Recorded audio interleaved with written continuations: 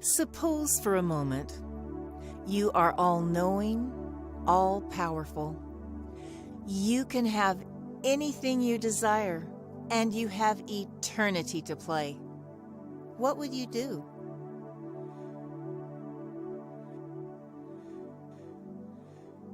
You're asking the big questions. What if you are God? At first, most people would satisfy all their personal desires. They would partake in every pleasure they could think of. They would eat the finest foods. They would listen to the most masterful music. They would create worlds for themselves that were safe and peaceful. Worlds where all they had to do all day is sit back on the beach and enjoy the experience of pleasure. Because that's the point of it all. As an all-knowing, all-powerful being with eternity to kill, experience is all you have. But after a long while, the experience of pleasure would become dull. You'd yearn for other experiences. You would want to create worlds where you could best foes. You'd create worlds where you could overcome challenges. But knowing you're going to win all the time takes the fun out of the game. You'd have to create a struggle, a good versus evil, and it would have to appear to you as if the evil could win. If you sat down with a friend to watch a ball game and you already knew who was going to win, what's the point in watching?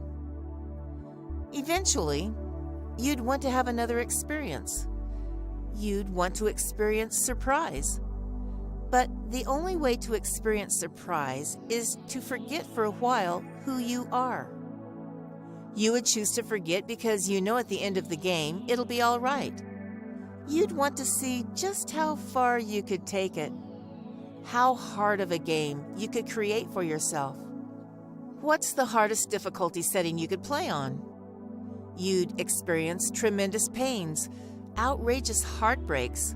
You'd push yourself to the limits because, after all, you have nothing but time to play, and the point of play is not to get to the end, but to experience the game.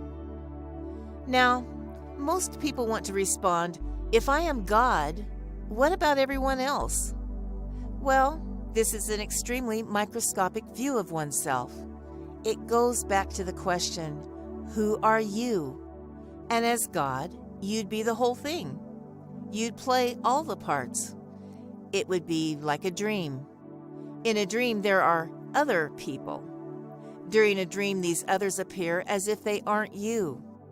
You can have conversations with these others and even interact with these others, but they are in your dream, in your imagination. Of course, everything you see in your dream is you. Every person you meet in your dream is you. Even the objects in a dream are you. The things you see in your dream don't exist in some physical place outside of you. The other things you see in your dream are simply you too.